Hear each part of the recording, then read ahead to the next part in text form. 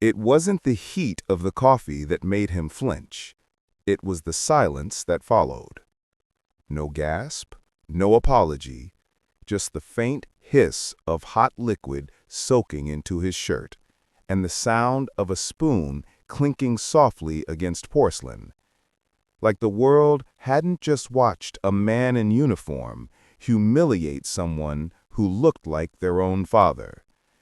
His shirt was pale gray, and it darkened fast as the coffee spread. But he didn't scream, didn't speak, didn't even move. He just looked at the officer, not in fear, not in anger, but in recognition, like he'd seen that kind of man before. Not his face, but his type. And across the café, a teenage boy with a phone caught everything. The moment, the stain, the badge number.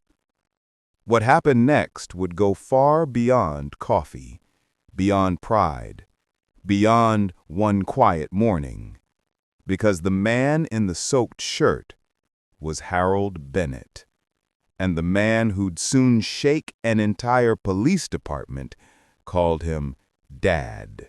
The Morning Brew Cafe sat on the corner of Willow and 12th. It was small, with sunlit windows, and the smell of cinnamon scones baked into its walls. Every morning, the same regulars came and went. Nurses before their shifts, college kids with earbuds, old men talking about weather and taxes. But booth 3, near the window, belonged to Harold. Every day at 8 a.m. sharp, he'd walk in with quiet steps and a kind nod. 70 years old, retired mailman, widower, the kind of man who still pressed his shirts even when no one noticed. Black coffee, no sugar, one folded newspaper, and a gentle smile for whoever served him. He didn't talk much, but he didn't need to. His presence filled the silence like a hymn. That morning, the sun was warm against the glass. The barista, a young woman named Kayla, was humming along to the radio. The bell above the door jingled, and she smiled without looking up. "Morning, Mr. Bennett." "Morning, Kayla," he said, voice soft and steady. He took his usual seat. Outside, the town stirred slowly awake. But then the bell rang again, and in walked Deputy Chad Rollins. Rollins wasn't new to Ridgeway. He'd grown up a few towns over, played football, failed out of college, joined the sheriff's department, and carried that failure like a chip on his shoulder. He walked like the room owed him space, smiled like kindness was a favor. And his badge?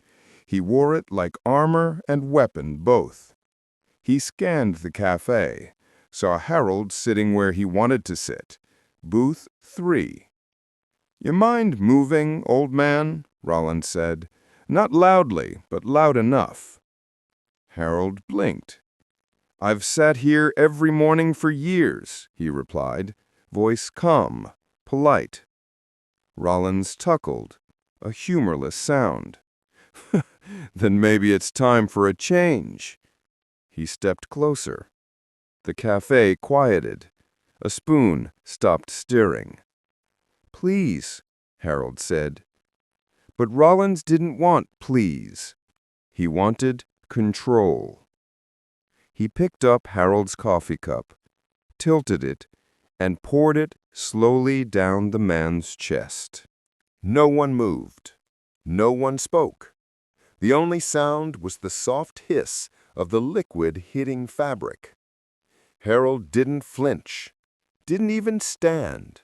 He just looked up at him and said, "You've made a mistake." Rollins smirked. "Oh yeah? What you gonna do, call your son?" "I won't need to," Harold said quietly, laying his napkin on the table. Behind him, the teenage boy with the phone didn't blink, because right above the door hung the cafe's community board, and pinned to it a photo of the new police chief, Chief David Bennett. Captioned, Proudly raised by Harold Bennett. By 9:30 a.m., the video was online. By 10 a.m., it had 300,000 views. By noon, millions. Coffee Cop wasn't just a hashtag. It became a movement. Clips replayed on news channels, threads filled with outrage, and beneath them, one comment kept appearing. He never raised his voice, but the world finally did. Chief David Bennett didn't see the video until it hit the national feed. He was mid-meeting when his assistant ran in, phone trembling in her hand. He watched it once. That was enough. He didn't shout, didn't curse. He just stood up, put on his jacket, and walked straight out the door. Outside, cameras had already started circling.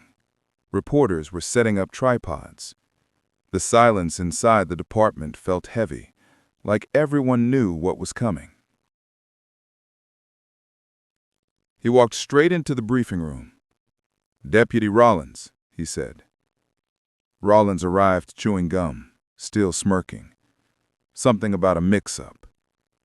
David didn't look up. "Sit." Rollins obeyed, half a smirk left on his face.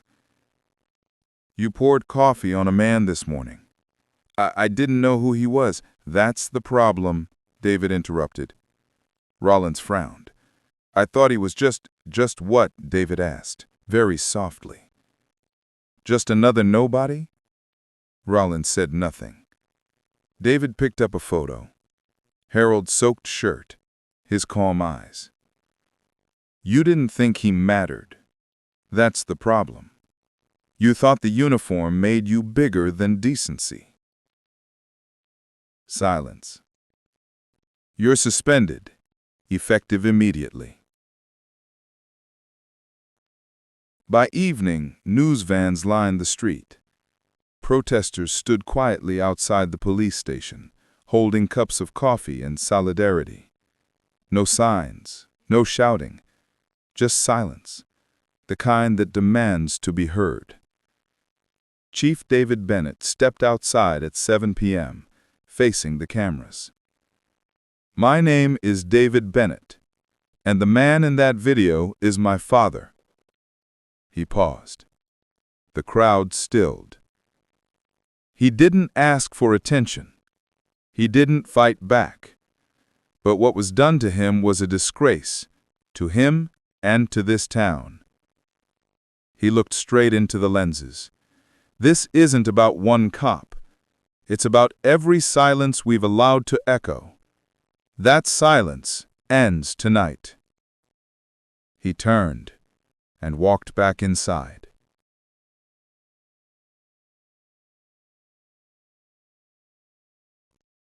That night, Harold sat in his living room, a cup of tea untouched beside him.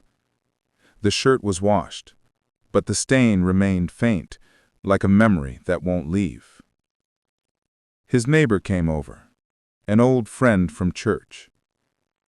"You doing okay, Harold?" He smiled faintly. "I'm fine." But his eyes said otherwise. They carried the quiet weight of every moment a man learns that dignity must be defended, even by staying still.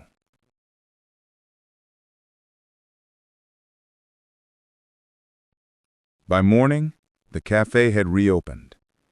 People sat where they always sat, but booth 3 was different now. A small note sat on the table. "Reserved for Mr. Bennett. He taught this town how silence can speak."